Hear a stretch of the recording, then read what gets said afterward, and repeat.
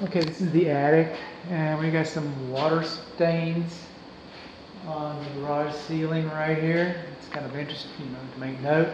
We've also installed an air intake grill with a fan. Okay, that compromised the fire blocking in the attic. Okay, it compromised the draft stopping and fire blocking. If there's a fire in the garage, it's just going to go right up this chimney into the attic and spread across the entire house. That's why we don't do that. Okay, so I don't even know if this fan works or not. If it does work, it's beyond the scope of this inspection. However, I'm recommending that it be removed regardless. It doesn't belong up there. This is our attic pull-down ladder. Again, it's 105 outside. I've had this open a little bit. But what's the temperature like? Let there be light. What does it say in here? It says 110 in the attic. I don't believe that. I'm going to get some infrared cameras up here. I don't believe that at all. Or maybe. It doesn't feel that much hotter than outside. Here's our fire blocking plate for one of our fireplace chimneys. Okay, we don't have insulation over the patio. So it's loose fill. See how it's gray like that? It means it is dirty. It's dirty. Our insulation's dirty. And see those trails over there? People didn't make those trails. So coming on up, loose fill fiberglass, maybe 8 inches, something like that. And yes, we've got a fire blocking plate here for our chimney chase, but there's really no fire blocking plate all the way down.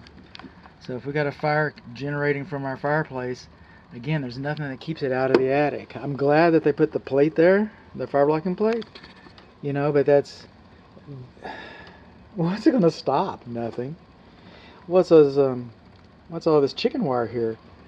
Same thing that made those trails in the insulation. That's what those are. So we'll come on up here. The ladder's nailed in place. That's good.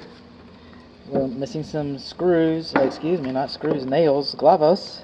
But we're missing some fasteners right here and right here on both sides. Let's see. Let's see what we can do here.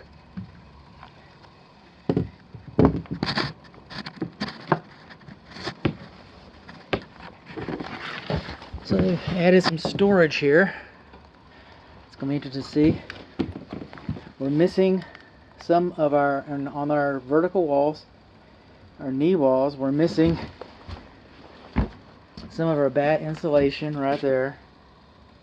And this batt insulation has been installed inside out. Okay, the vapor barrier is supposed to be on the building side of the insulation. If any moisture gets into this insulation, the moisture goes down into the insulation, it stays and it's held against the wall. Because the batt insulation, it can't evaporate because you've got that, it's installed backwards and it's loose and it's missing. And then we've got some matted insulation over here. Is that what we got? 1, 2, 3, 4. Okay, that's all it's going to give us. Okay, collar beams, snug it up. We've got, okay, that's a ridge beam. That's a ridge vent, soffit vent, gable vent. We've got soffit vents around here, and even though we've got soffit vents around there, the insulation goes all the way to the edges. So the soffit vents are not, for better or worse, the soffit vents aren't working. Then we come in along here, we're still in the structure, but this purlin strut's about to give it up. This purlin strut's about to fall down. Look at that. And then anytime you have a vertical strut more than 6 feet, that's not 6 feet, but still I'd like to see stiffeners on all of our verticals. That one's bent too. A few of them too bent. Okay.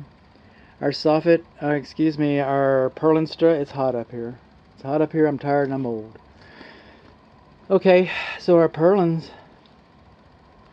struts, purlin struts, should have stiffeners on them. They're undersized, but you get that a lot. Our building paper looks pretty good back there. Our building paper's torn over here. And then our air duct. Okay, it's not supposed to have more than a 1/2 inch sag. Not supposed to have more than 1/2 inch sag.